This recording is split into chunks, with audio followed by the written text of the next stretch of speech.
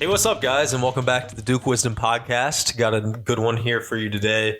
Only one game's happened since last time I hopped on the mic. They took on Georgia Tech at home, got the win by 5. Got a little scary there for a minute. Certainly don't ever want to get swept by Georgia Tech, not this year, and almost what I think is about a 2-decade long streak now of not dropping to GT at home was extended. So this team went through the highest point it's had, basically, when they throttled Pittsburgh, and they got taken a little bit back to earth against Georgia Tech. But big credit to the Yellow Jackets for most of that game. They were shooting somewhere in the ballpark of upper 50s from three for pretty much the entire course of the game. And when you've got a team shooting like that against you, most of the time you don't get a win. I mean, they shot 55% from three on the game. That's pretty ludicrous. Nathan George has been balling, man. He had 17 in that game for Tech, and Dongo had 16 for them as well, and 16-11 for Kelly. And I think that Georgia Tech they're a much better team than they've been able to show. They were on a 5-game losing streak heading into Clemson last night, ended up pulling out a double overtime win at Clemson. I'll talk more about that and the Tigers later in the episode. But Duke ends up pulling out this 5-point win. A lot to talk about in this game. Notably, I'll start with the fact that, of course, Mark Mitchell was not playing. Mark Mitchell dealing with a sprained knee and missed the Tech game. Shire says that he's not sure exactly what the status of Mitchell will be. He doesn't think it's serious, obviously just a sprain, but is unsure at the moment of whether or not he will be available for the Pitt game at home on Saturday the 20th. Now, similarly, he is unsure if Jeremy Roach will be available for that game, but does not think that his apparent knee injury that he suffered was serious either. Roach noticeably gimpy after a play where he was able to score underneath. Stayed on the court for a little while, but ended up having to come out. He was just too bad. He goes back to the locker room, comes back out to the bench, somehow convinces Shire that he's good to go. I mean, dude's just a warrior and a champion. He wants to go out there and play. I mean, it's his senior year. He wants to go out there and rock. He played on that injury last season for pretty much the whole year. So he goes back out there, but after one possession where he cannot keep up with his defensive assignment and that guy scores, it's pretty clear Roach is too injured to be in the game. He comes back out. If I was a guessing man, I would say the Blue Devils will be without Jeremy Roach come Saturday. I'm unsure about Mark Mitchell. We'll see about Mark Mitchell. Let's discuss that game as if there is no Mitchell, as if there is no Roach. If Duke comes into that game that way, they've been playing basically 9 guys. You take both of those guys out, and Proctor, who was coming off the bench, started against Georgia Tech in Mitchell's place. He'll stay there. Foster, of course, will stay there, and then Ryan Young will slip into the starting lineup, and you'll have Foster, Proctor, McCain, Young, and Filipowski as your starting 5. The bench, your only options: Jalen Blakes, TJ Power, Sean Stewart. That's all you'll have available to you. If one of those guys wants to have a breakout game off the bench, that would be a lot of help for Duke. But a lot of the ball is going to be really in the court of Foster, McCain, and Proctor. It is especially going to be in the court of 2 guys that played really well against Tech and stepped up in big moments, namely Tyrese Proctor. Proctor had 2 miserable basketball games prior to the Georgia Tech game. It has not been smooth sailing for Tyrese since he came back from his injury. He did have 14 against Syracuse in that first game, which was good, but then he laid a goose egg at Notre Dame. He shot very poorly, and then just 3 points on 1 of 6 shooting and 1 of 5 from 3 against Pitt led to just 3 against the Panthers. His point per game average had actually dipped below where it was his freshman season after those 2 games. but he was able to get it back over that 9.4 mark. Now it's 9.6 with a 17-point effort against Georgia Tech. I believe 11 of those points came in the second half, and a couple of very timely three-pointers hit by Proctor. Some beautiful passes by the Australian point guard. That's what Duke needs from him, man. Some timely shots, gutsy shots, especially if Roach isn't going to be there, because Jeremy Roach is Duke's Mr. March. He's their guy that's not afraid to take the gutsy shots, to make the gutsy plays. You always need a guard like that to help you win down the stretch. And for years, Jeremy Roach has been Duke's guy. So what happens if Roach is not available to Duke? Tyrese Proctor has to be that guy. There cannot be any up and down, topsy-turvy play. If Roach isn't there, you know what you're going to get from Foster at this point. And McCain's a little bit up and down as a shooter. He's sort of in a bit of a lull at the moment. He could always explode again, but you can't bank on that. What you can't bank on is Tyrese Proctor making great plays, smart plays, but you need him to take shots and step up as a scorer if Roach is not there. Similarly, what Duke really struggled with most of the game against Georgia Tech is there's really only one player on their roster that is an athletic forward with length and size. Outside of that, Duke is essentially guards. Roach, Proctor, McCain, Foster, guards, short guards, 6'5" or lower. And then one guy, Kyle Filipowski, 7-footer in the middle, who's not incredibly athletic, but is tall. And then you got Ryan Young off the bench, who is tall, but not athletic at all. Power and Stewart don't see enough minutes for them to qualify in this conversation, really. And then Blake's also falls into the guard category. Mitchell is so important playing against a team like Georgia Tech that while, yes, they have guards, they can play a very stout two big man lineup. When they played that two big men lineup against that 4 guard lineup that Duke had in its starting lineup, that is very troublesome because all the time there's going to be a big guarded by a guy who's 6'5" or shorter. That's where Mark Mitchell is important to have. And even when it was the 4 quote unquote guard lineup for Georgia Tech, those guards were, more like 6'6", 6'7", lanky, fast, athletic, and just a different ball player, a different type of guard than Duke's guards. Duke's guards are Jalen Brunson guards. Those Georgia Tech guards are RJ Barrett guards. Just completely different size categories that we're talking about. And so if Duke didn't have Mark Mitchell in this game, Duke had Mark Mitchell. He was huge in that first game against Georgia Tech. They lost, but he was the only reason they were even in the game. So taking him out was just catastrophic defensively for Duke. It made everything so much more difficult for Duke to do.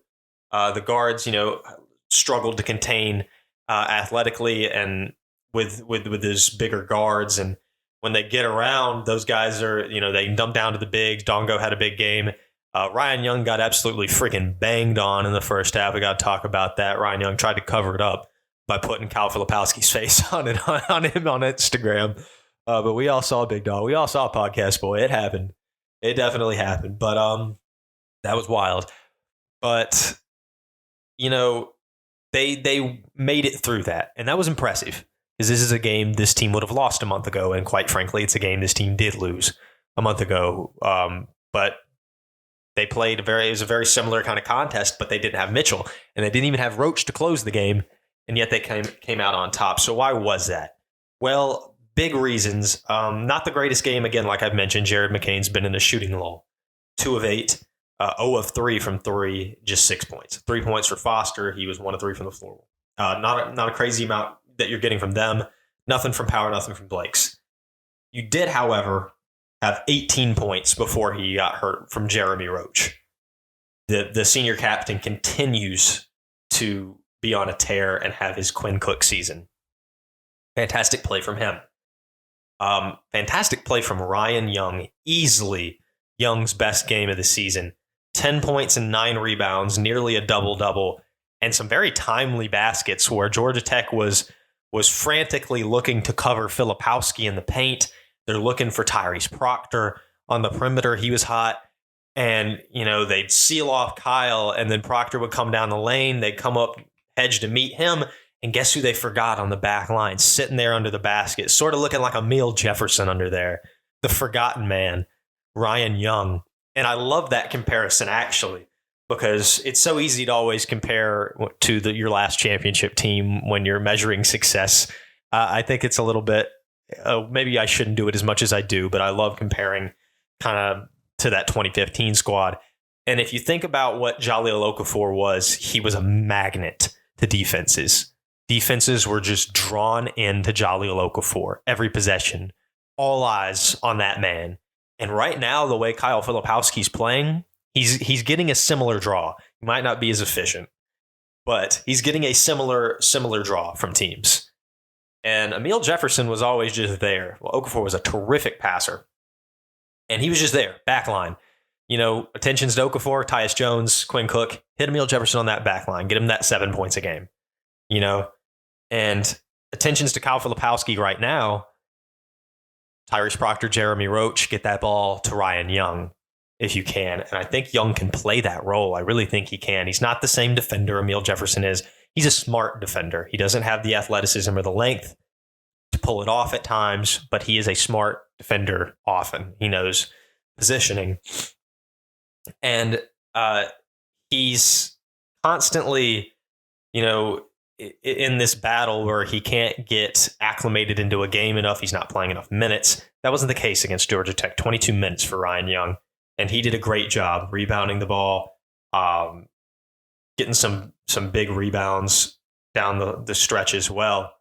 But obviously, I've saved the two biggest storylines for last for Duke. Tyrese Proctor, who had 17 with some very timely buckets, and I would argue was his best game of the season. He had 22 against LaSalle, but that was way more inconsequential of a game. I think this is easily his best outing for Duke this season. It could even be his best game as a Blue Devil. But talking about best games as a Blue Devil, man, what is going on with Kyle Filipowski, dude? This guy started the game red hot, looked like a completely different basketball player, was aggressive going into the chest. I think what he had figured out there at the beginning of the game is he doesn't always have to dunk everything. A lot of people are very quick to come on, man, just dunk it. You're 7 feet tall, just dunk. It's not always that simple, and that's just not his kind of style of play. But I think what he's figured out is even when he's playing a more athletic big man, if he's aggressive, he makes that first move and he's quick and fast into him. He puts that defender on their heels, and that way they can't stay vertical and block his shot. He's going to get it off and in, or if they're going to come down and foul him.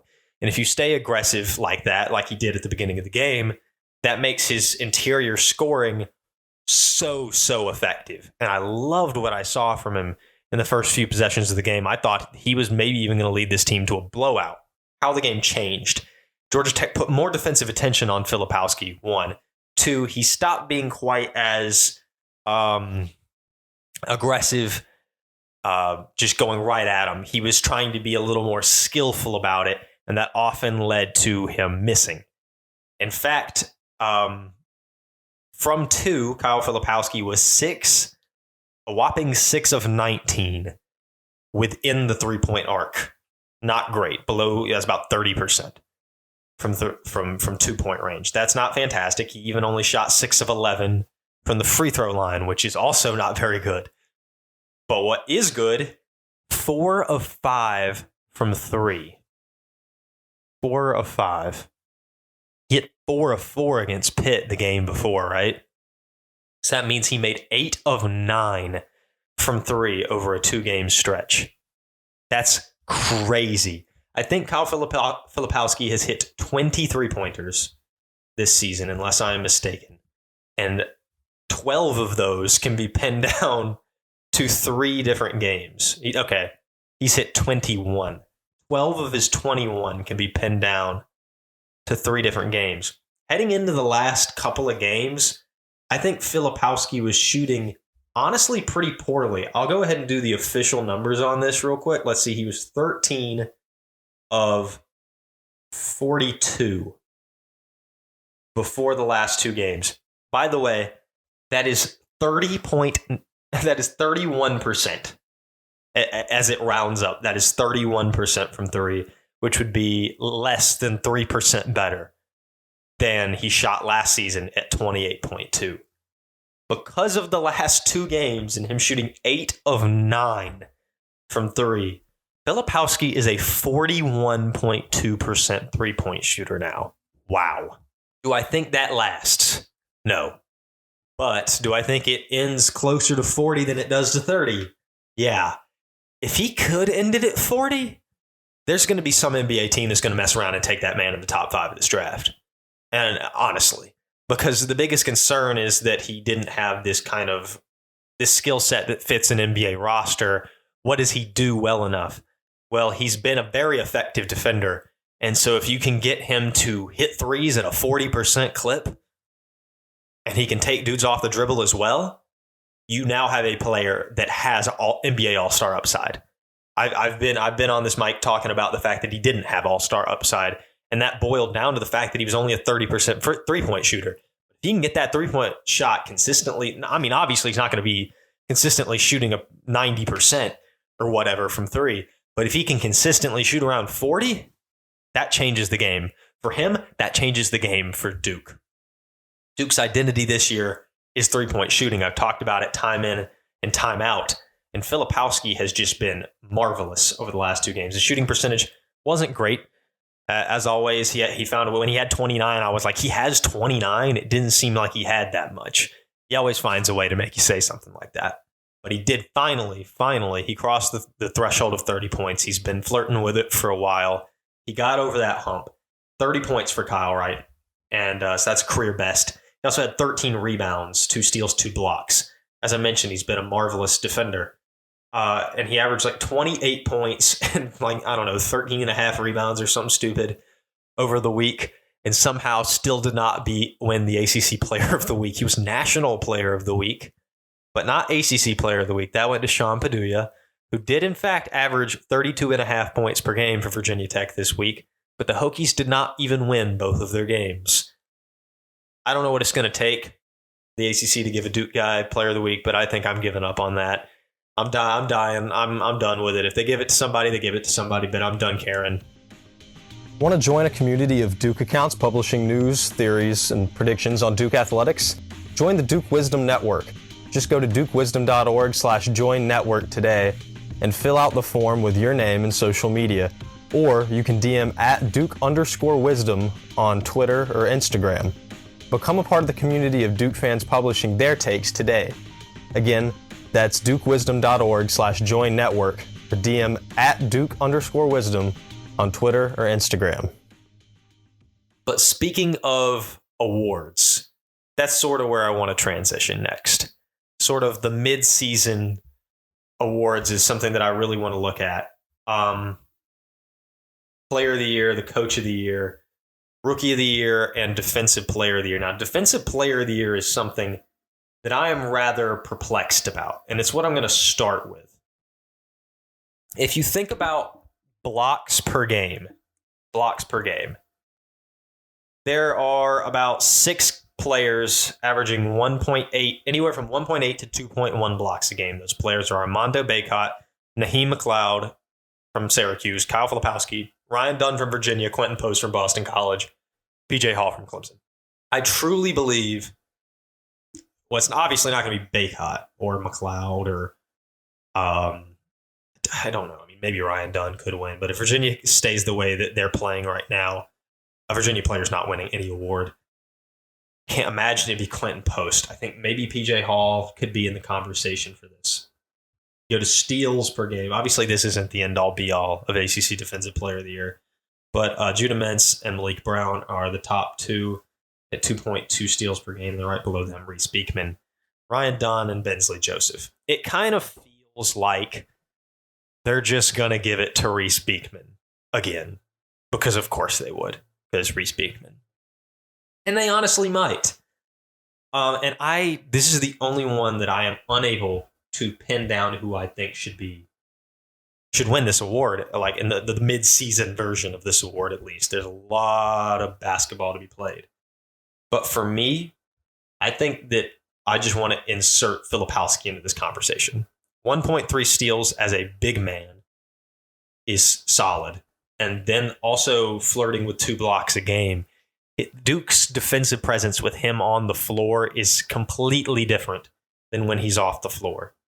I, in a million years, didn't think that I would even consider him in this conversation, but I think it's something we need to think about. Put some pressure on the voters to consider Kyle Filipowski for Defensive Player of the Year. Moving on from that, I'll go to Coach of the Year, where I think there's a lot of different guys who we really could consider in that conversation right now, but it's so painfully early. I mean, right now you go with the guys that are flirting with the tournament, and that's like Clemson, Miami, Wake Forest, which I'm not giving it to Brad Brunell because Clemson sucks lately, and I'm about to talk about that. Obviously, Larenega's not going to get it. Top 10 to almost out of the tournament, or out of the tournament, maybe even. Steve Forbes is a maybe. Steve Forbes is the guy who I really honestly think will probably win the award, but it all depends on how Wake Forest does. Sleeper candidate, Kevin Keats. NC State is 5-1 right now. 5-1. Only got 4 losses. I'm going to get more into NC State as well.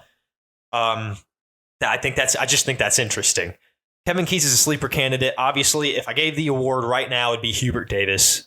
A lot of Duke fans aren't going to want to hear that, but Hubert Davis has a North Carolina. I talked about it preseason. This Carolina team is a lot better than people thought it was.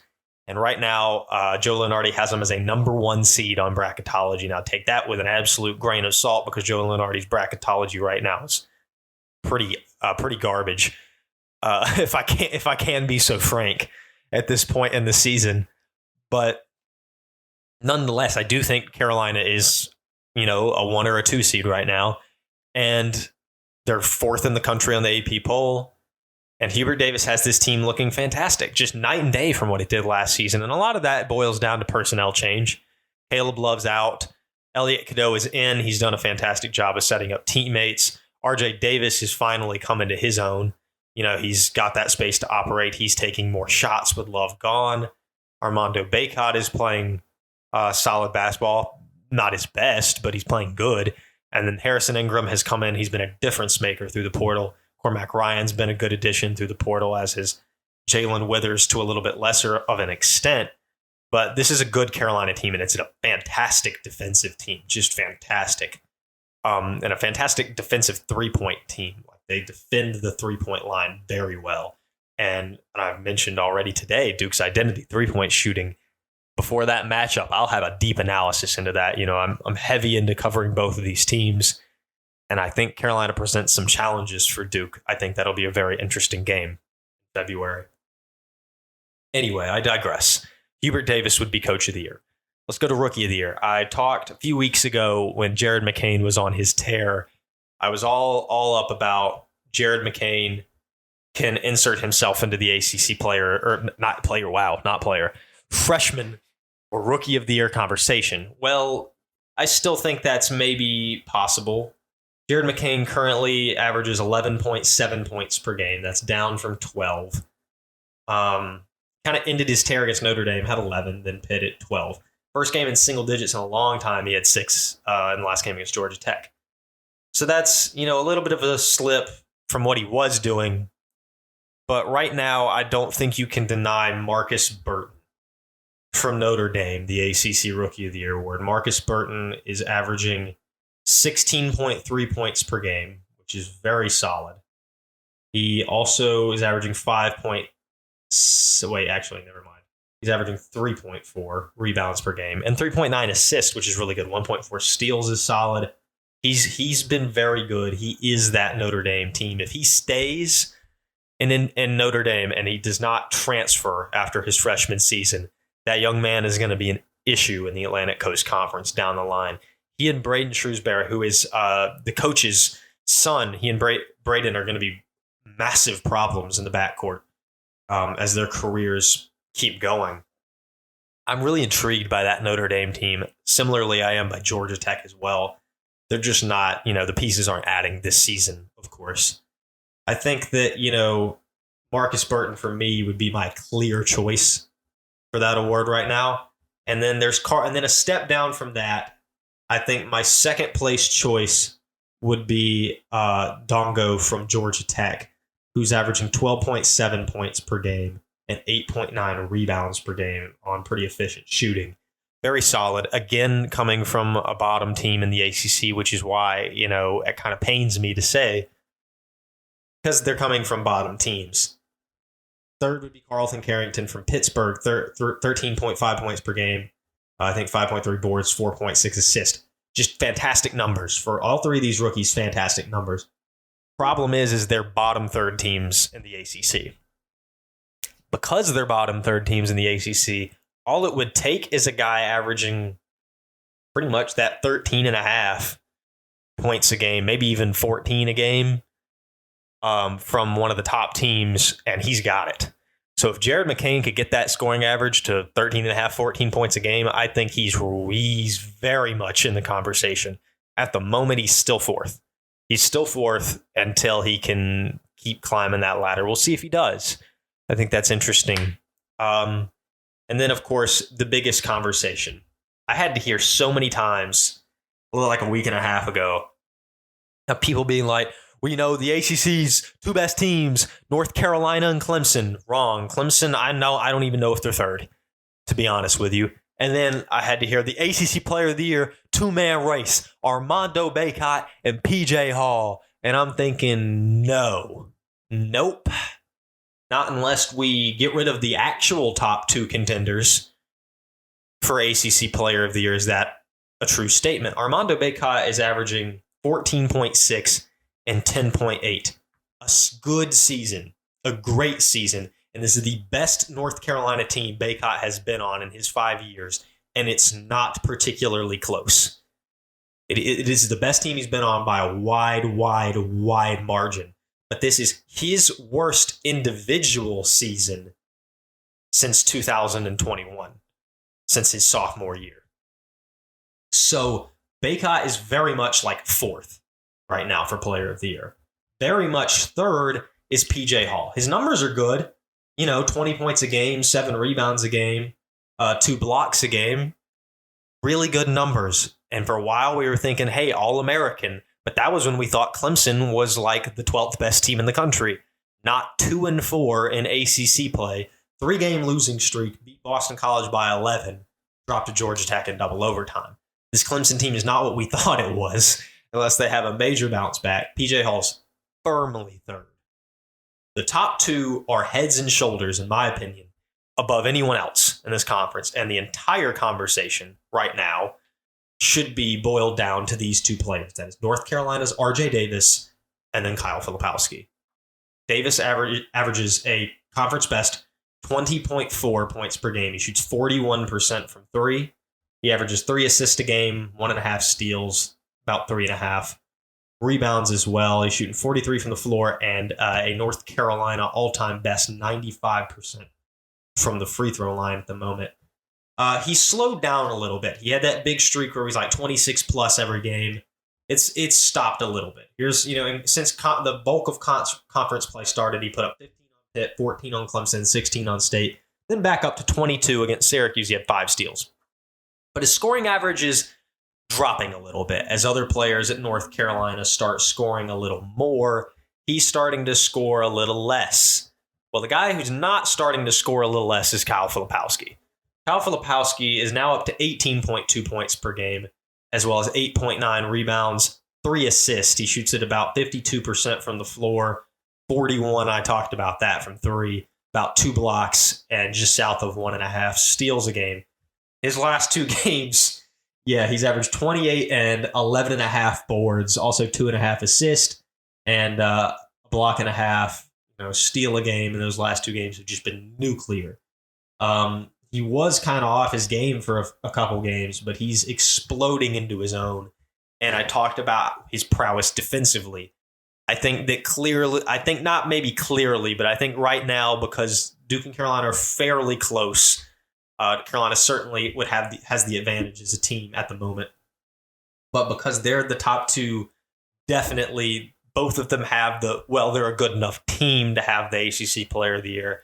So it boils down to just who's having the better year, the better numbers, who's better impact-wise on both ends of the floor. I think that player is clearly Kyle Filipowski at the moment.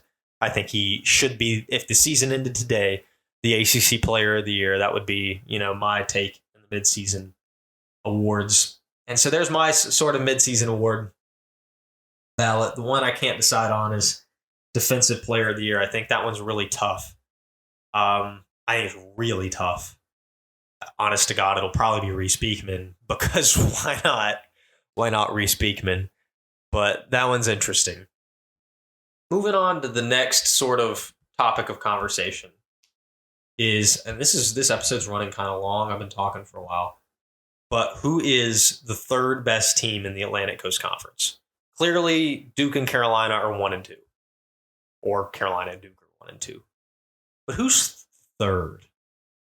You want to say it's Clemson, right? You want to say Clemson. That's the best team.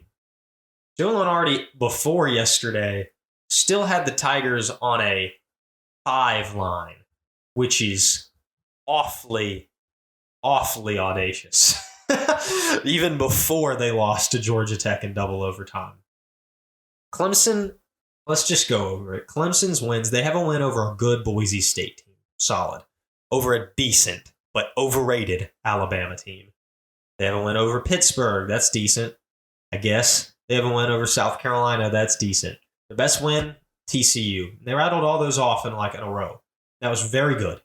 Then they lost to Memphis, one of the best teams they played this season. And since they've started conference play, they rattled off 3 straight double-digit losses to Miami, then to Carolina, then Virginia Tech. Got a win over Boston College, but then lost to Georgia Tech. They're now 2-4 in ACC play. I don't see enough heavy hitter wins for this team to even be sniffing a 7 or 8 seed, given the way they're treating the rest of the ACC on bracketology. This is a team that should be closer to the bubble than they should be to a top 5 seed, in my opinion. But it's just getting really hard for the ACC. He has Wake Forest and Miami as of yesterday in the last 4 in.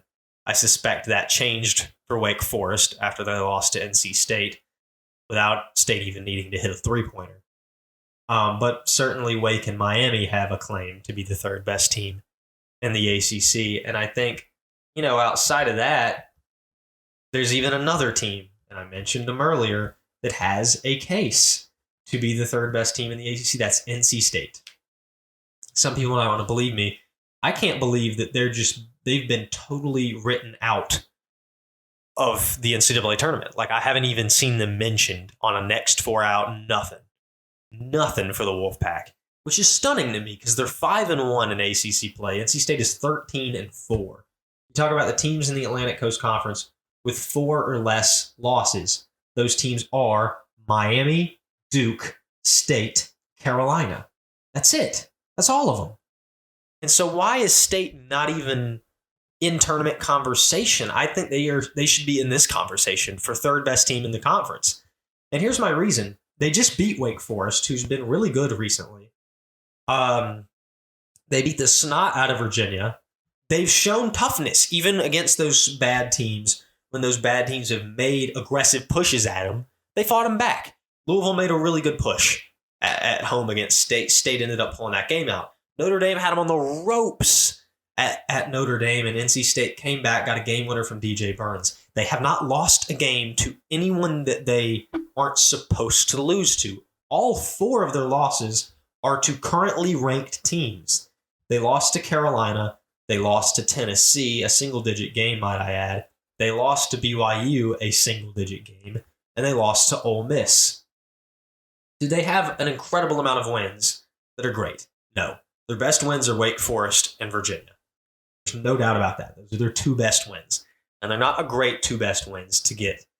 I understand not including them in the field at the moment until they can pick up a really solid signature win. But I don't understand not at least listing them on the bubble. I think this is a conversation to be had. I think if I had to say what team I genuinely thought was the best one right now, amongst those 4, it's Clemson. I think Clemson will find its way back. Duke's got to be careful. They got a game with them on the 27th. It's in Cameron, but it's still going to be scary, especially if they're still dealing with some injuries. That'll be a scary game. Miami, I think, on paper is the third best team, and honestly, they've only got they have 4 losses. They have 4 losses. The first 2 were to Kentucky and Colorado, which aren't bad losses, but they're bad losses when they're by like a million points. They also lost to Wake Forest. It was kind of hard to put them over Wake Forest. But then the loss to Louisville. I think on paper, Miami is the third best team in the ACC, but that loss to Louisville, they just haven't played like it. They haven't played like it at all. They're going to mess around and miss the tournament. It's just getting hard because they can't separate themselves. And that's the problem with the committee is the top of the ACC can't separate itself from the middle of the ACC. You've got Duke and Carolina, and then you've just got this amalgamation of NC State, Wake Forest, Miami, Clemson, even Virginia Tech, even sort of Florida State, who hasn't went over Colorado, is 10-6 and is currently 4-1 in ACC play. You know, you got this just mixed match of teams kind of all up in the middle, none of them really separating themselves entirely. Clemson probably is still the third best team in the ACC, but that gap is certainly closed in quite a bit recently. And I think Wake Forest should be in that conversation. Miami should be in that conversation. Virginia could maybe get themselves back in. Same thing with Virginia Tech. But right now, I'm going to shy away from the 2 of them. Shying away from Florida State until they beat somebody really good. And I think we really need to consider NC State in this conversation. Just beat Wake Forest 5-1 in ACC play, 13-4 basketball team. And I don't have an answer to who I think that definitively it is. I'd say right now I'll still hold the ball in Clemson's court, but that is very much able to change over the next week or 2 with depending on how Wake State and Miami in particular play. So far in conference play, I would say State has been the third best team, but that very much can change. Duke has a big game coming up against Pittsburgh, a big game because of the injuries they're facing. We don't know if Mark Mitchell's playing. We don't know if Jeremy Roach is playing.